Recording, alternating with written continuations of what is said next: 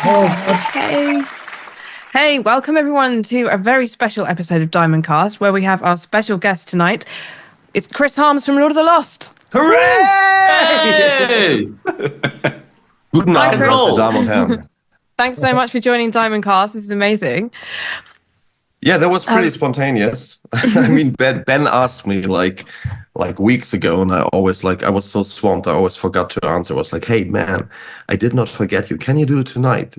Late at night, like really at night, because there's a language barrier. When we hear as Germans, when we hear tonight, we mean at night time, not like English or American people where tonight means for whatever weird reasons in the evening. So, nice. So what does it mean in Germany then?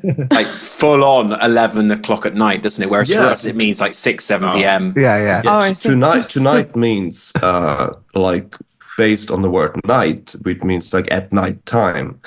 And of course, there are some definitions when evening ends and night begins, and it might be different every country, whatever. But when we hear tonight, it's always like, what are you going to do tonight? And a German would always say like, I'm probably going to sleep. And I was like, oh, really? So, but how do you differ? I mean, when you want to say in the evening, like after work, and you use tonight, you have used up this word. What do you say when you mean like actually tonight, like at night? I think we just contextualize it, don't we? We just, I guess, you put it within context and figure it out that way, but which can lead to misunderstandings. We're recording this at 10 p.m. English time for a bit of context. I don't know, because it's not going to go out at 10 p.m. So what are we doing tonight then? Yeah, it's like the same thing with pubs and bars in England, and it says till late. And then you sit there and you're having lots of fun, and then it's like 3 or 4 or 2, or I don't know, it depends on the city, obviously. And then they say, no, we're closing. You said like, but it says till late. Yeah, now it's late. It's not late for me. And the bar is full. What? Yeah, but till late means 3 p.m. always. Why don't you a.m. Sorry. Why don't 3 you? a.m. Yeah, definitely. Why don't you write 3 a.m. then? Because that's late. Okay, so it's a little that's puzzling. That's so confusing.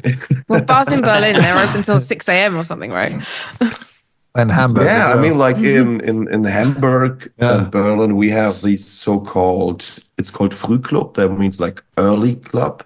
And they open at 5 or 6 in the morning. And then you can go there and dance until in the afternoon. It's mostly like house music, techno, all these kind of things. I mean, it's not for me. I hate partying.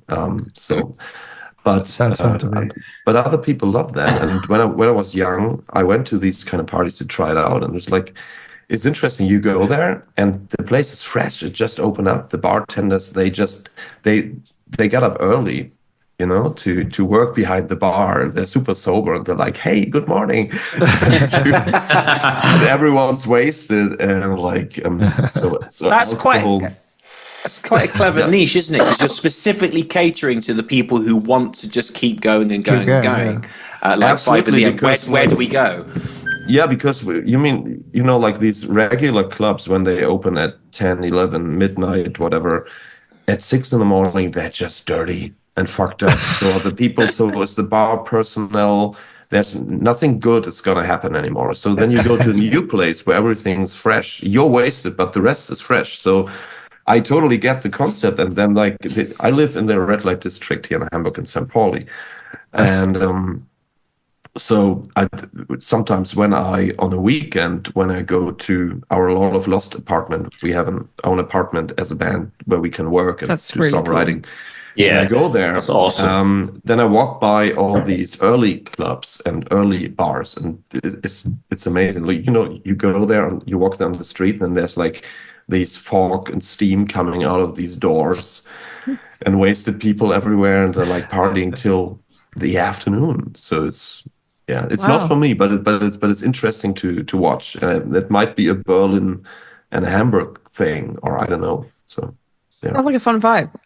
Hamburg was pretty messy when we went there. It was quite fun. So maybe next time you guys are in Berlin or Hamburg, you want to try that out. Not with me though, but well, so me and Vincent would do it. Absolutely, yeah, we'll do it. I'm up for it, mate. So this week, what I can do, I get up early and I join you. You party all night. I get up very early and then I join you. Then we go to this kind of party. Okay, sorry. Okay, cool. that sounds fun. I'll be with you, Chris. We can drink the coffee and go in early. In the morning. Yeah, no coffee for me. I'm even coffee sober. I know I'm such a boring person. It's great. It's great. I think I recently. So you don't drink caffeine either. I drink caffeine. I love, my only drug might be like Coca-Cola, or like in Hamburg we have this Fritz Cola, which is awesome. So I drink caffeine, but I just don't like coffee. Weirdly enough, I like everything with a coffee aroma, like ice cream, yogurt, sweets, whatever. I love it, but coffee itself, fucking hate it. So, Fair enough. That's fair enough. I only drink it for the effects, to be fair. Yeah, sometimes on a long ride in the car at night when you feel like you're getting sleepy and Red Bull doesn't do the trick anymore than a very strong coffee sometimes. I mean, Red Bull does it for me, hits it right in the spot. But do you actually like it? Do you also like the taste? I just of like Red the Bull? effect. I like how it makes me just focus really hard. It's really good. Natalie can't have caffeine after like 3 PM, or she won't be able to sleep all night. Do you have this? It has a very weird name. It was the first Red Bull counter product. The first competition. Are you talking about 28 Black? No. The first one was called Flying Horse. No. Do you have? That sounds cool. Yeah, you should try that. That's the only one beside the 28 Black that I actually like in these energy drinks, because this Red Bull taste. Does anyone really like that? Maybe we should ask. They stopped making 28 Black in the UK in 2011, and the place I used to work in 2010 had like a pallet of them brought in, and I got so into it and I was obsessed with it. And when I went to Germany a couple of years ago, I found it and it was literally the happiest day of my life. Do you know why they stopped that? I don't know. I tried to get some on the internet. It cost a fortune.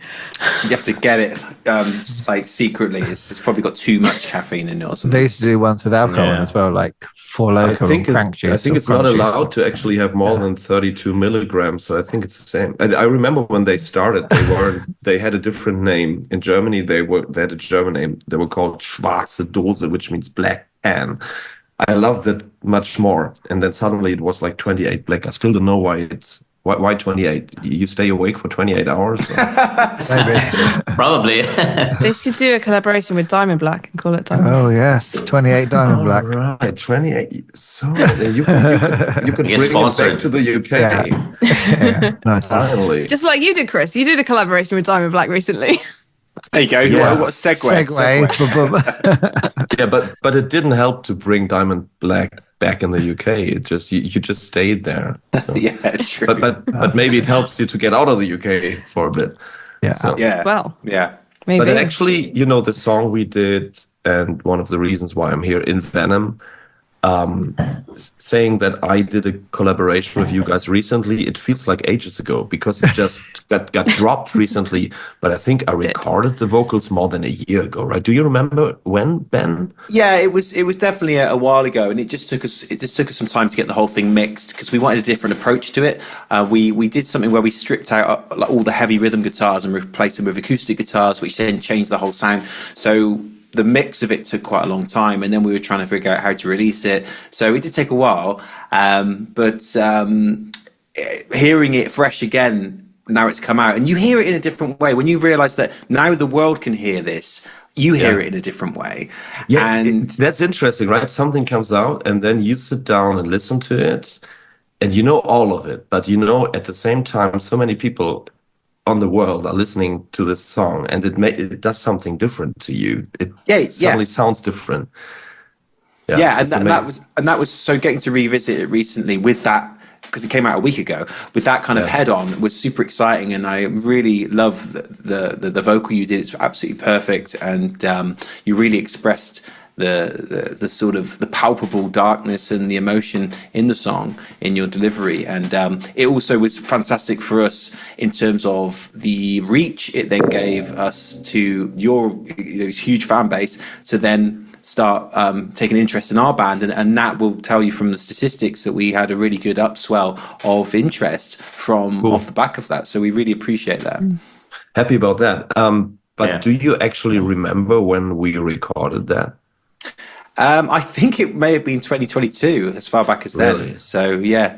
Yeah, it's a while ago. Because when I listened to it, I was like, okay, I don't remember a thing. I was like, yeah, that sounds like me. I like you did. Yeah. So you didn't actually do it. We got like an impressionist to do it. Chris Harm's vocal impression is to do it. Yeah, or it's a plugin. It's the Chris Harm's plugin. We used it. AI. Yeah. But I really should have done a reaction video to that because I really didn't remember. This is it. Yeah. But what I was surprised about, what I didn't know back then, was that the song was a co-write with Timo of 69 Eyes. If I would have known before, I would have said, no, I don't sing that. No, just joking.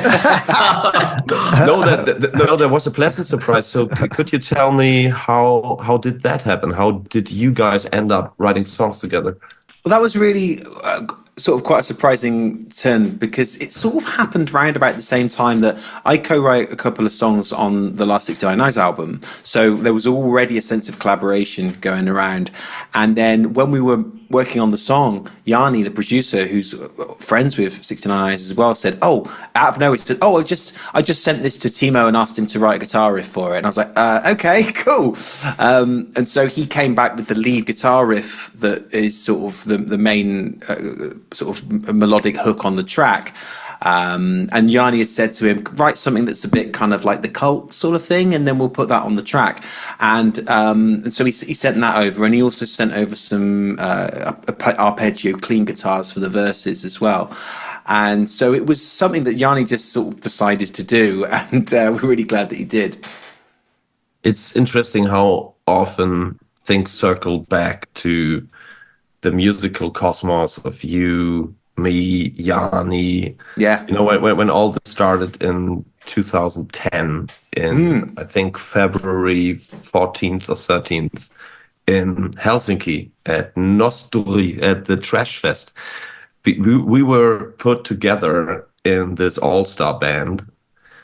You and me and Jaani, plus Jaani's bass player and Jacko. And then then we were playing some songs. I think one of the Cult, actually, but the other one was like, I remember Monkey Business. Yeah, so we did a Skid Row cover, and that was the first time that we actually met. But you were also playing as Lord of the Lost on that festival. Yes. I was. So was Jaani with this band. But this is where we met, and since then we've done so many things together, and many different projects. Jaani even did co-writes for German-speaking artists. So some of his songs where he was writing, which didn't have a project or a band, I showed to some German artists I'm producing. They were like, that's lovely, but I need to rewrite the lyrics because I'm singing in German.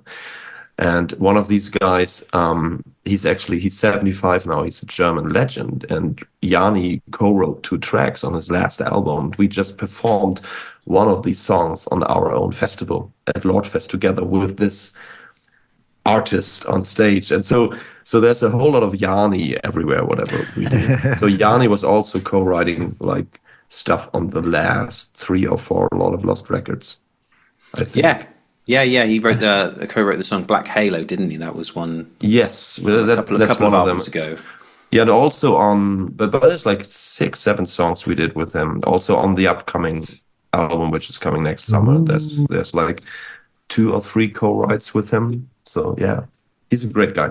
And you're just working with him at the moment, just recently, right? Yeah. So we're doing the debut album. So we've co-written the songs. The band has co-written with Jaani 10 tracks, and then this week he's been working on pre-production with us. So just like fine tuning the songs for the actual final recording, and he's actually here in the UK at the moment doing that with us. So where are you recording? Where are you going? So we're just at the moment because it's demos, we're just doing it here.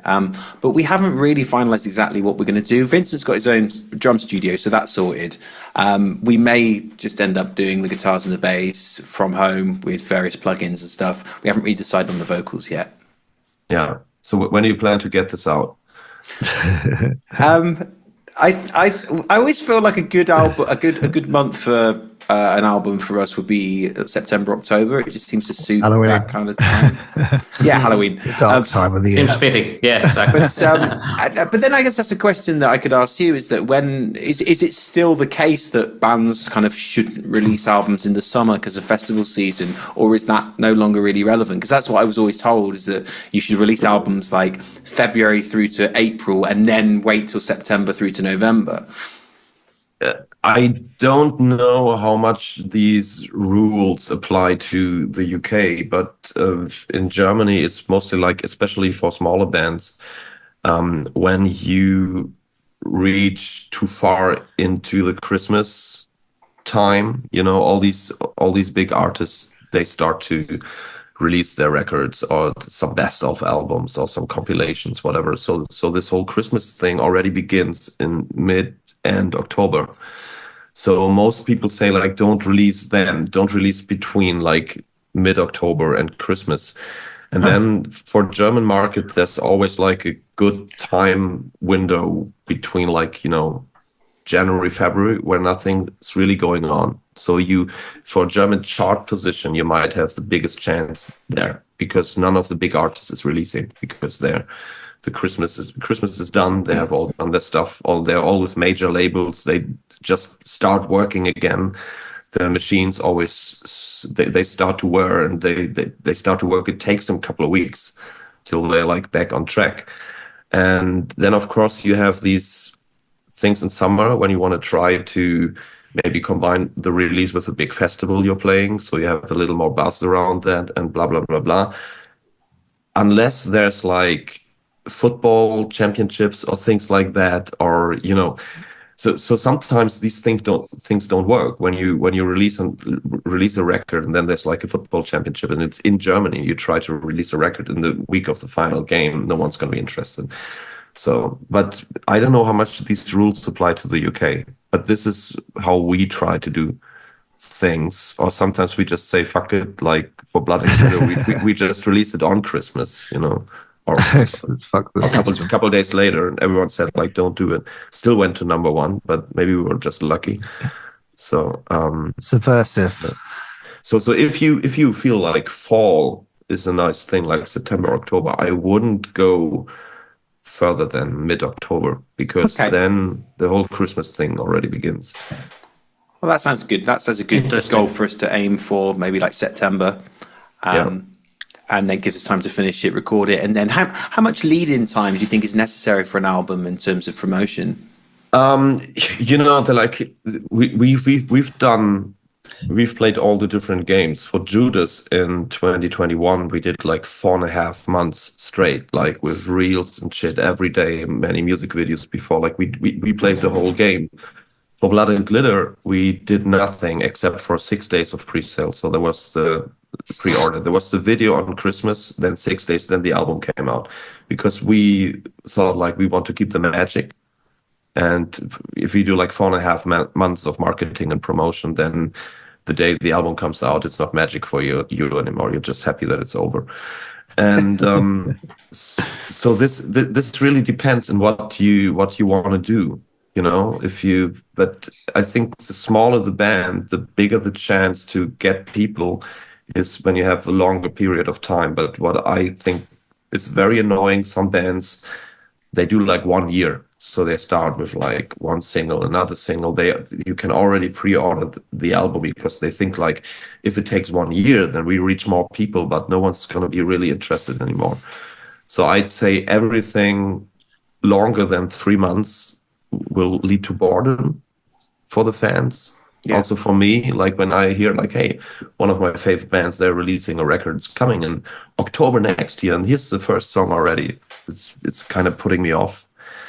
But another thing to keep in mind, and I don't know who's your label or who's going to produce the records itself, is like the problems with like vinyl production, especially in Corona times, COVID times, and because of the war in the Ukraine, like the whole shellac thing, there was like, it took them a while to get the material together not shellac, sorry, vinyl.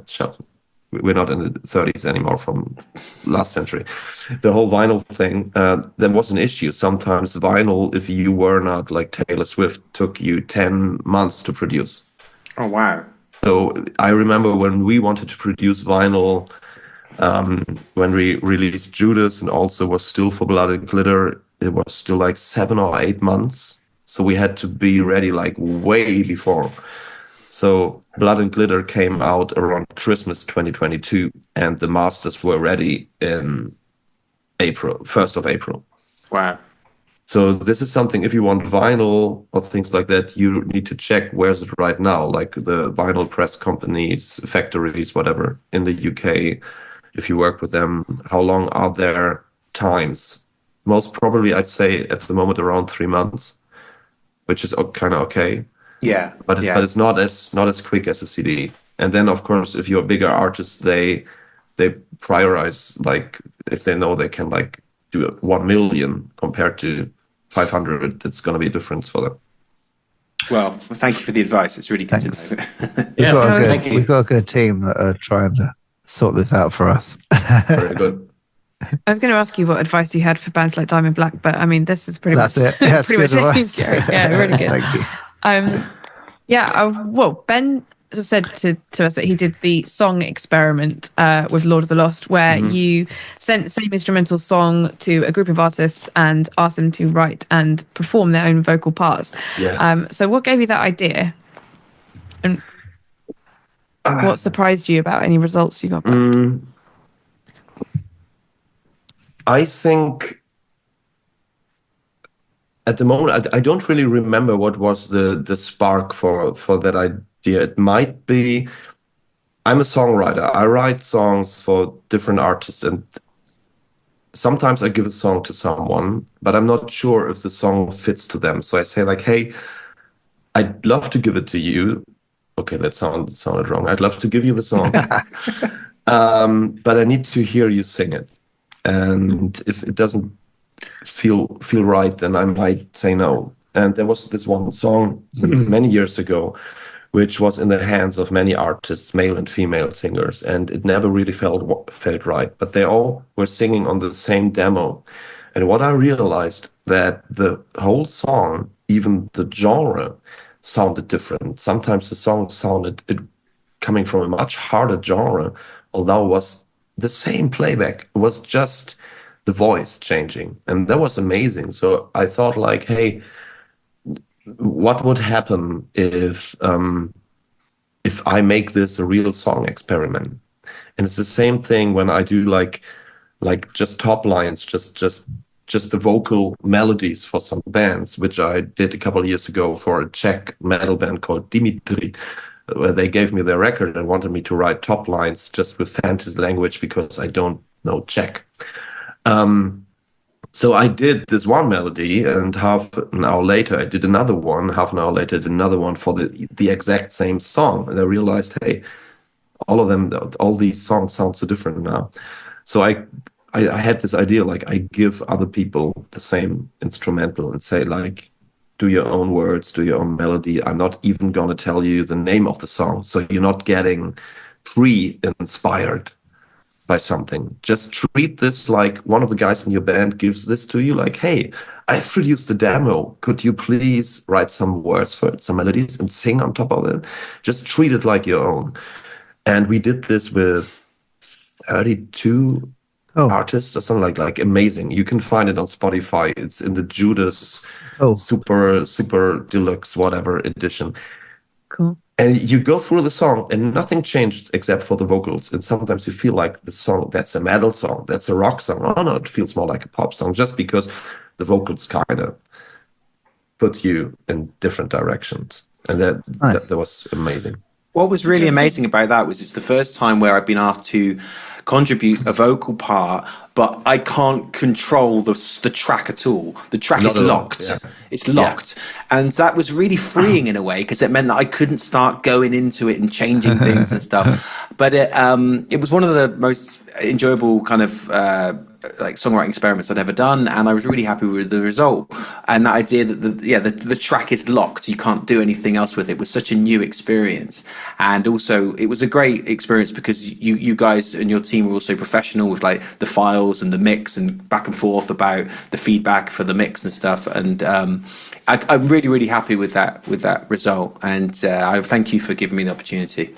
No, thank you for being part of this. And we actually took it to next level this year, because this year we decided we take all these songs, and for the original song, which is called Viva Vendetta, we shot a music video. So I thought, like, what would happen if I take the 32 versions of all the other people and put them below the music video? It's a music video with no band performance. It's just a Western horror movie, which we shot with ourselves and some actress in some German Western city, like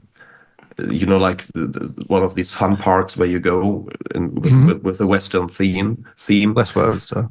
Yeah, something like that. So we shot it there, and then we took the 32 versions and put them under the video, so you can actually find it on YouTube. If you put in a lot of Lost in Band Crystal, you find it, and then you watch this and you listen to the lyrics, and suddenly you see the pictures which don't belong to the lyrics at all, but your mind tries to do connections. Oh, right. And some magic happens because you think the video is meant for that song, and then you listen to another version, like let's say Jaani. He also took part in that, and it's so different. It's amazing. Because the video is cut exactly the same every time. It's exactly the same. That's brilliant. We just took the video and so there's now 33 versions of the video. Although, no, there's actually 34, because someone told me we as a band, we are not true enough. So we thought, like, we do a country western version of the song, which is the truest we can get. So there's like 34 versions, actually.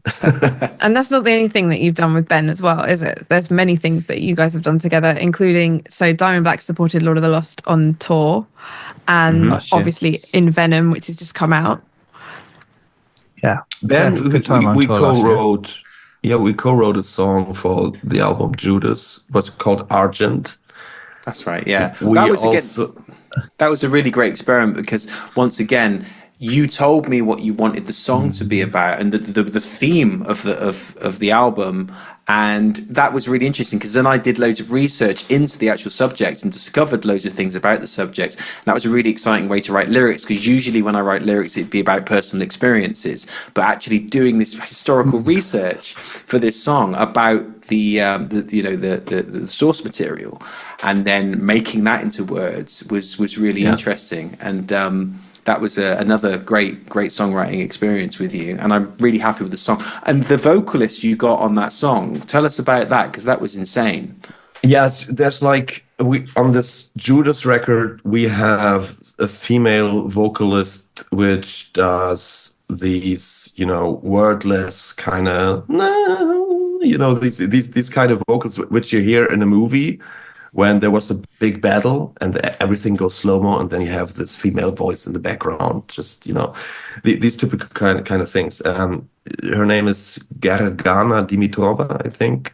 She comes from Bulgaria, and she's part of that Mystery of the Bulgarian Voices choir, which is a choir that I think exists for decades, and the members are always changing because everyone gets older, It's a big choir which they do Bulgarian folkloristic music. And I kind of met her because of our friend, you know him as well, Eric Burton. Yeah. He's like a music manager, and he brought us together somehow. I also wrote songs for her, solo stuff. And we recorded the strings for Judas in a studio in Bulgaria, and I met her there. And she's amazing. She just sounds like, it's like one of these sounds from the movies. You watch Gladiator, everyone dies, and then in the background with a lot of reverb, you have this female voice, or like Lord of the Rings or whatever. And there's not many of these kind of voices out there. It's suddenly it feels magic, and people listen to that. They're like, which movie you got that vocal sample from? They're like, fuck, there's no movie. So someone really sang that. So I composed it, or this guy composed it, and then someone sang.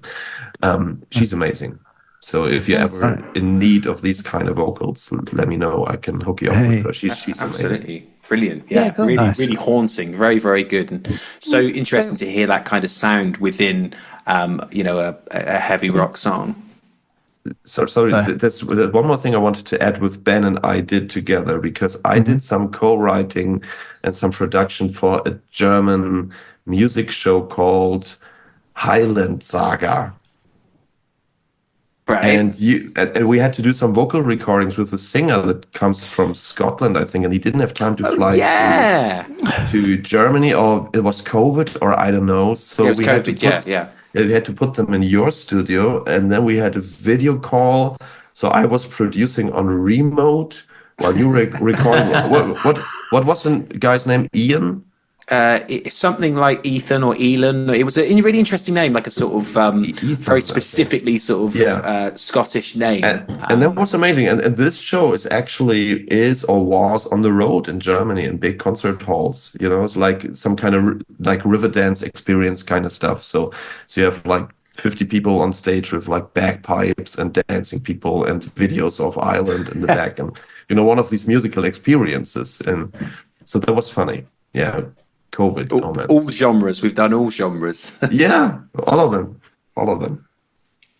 Right, we've got 2 minutes left. So, okay, quick fire questions. Adam, take it away. Oh, when we toured together, Chris, I noticed you guys were skipping during sound checks every day. Like, I thought it was really interesting. What's your keeping fit on tour schedule? That's very interesting. It's like most bands I see are just drinking all day.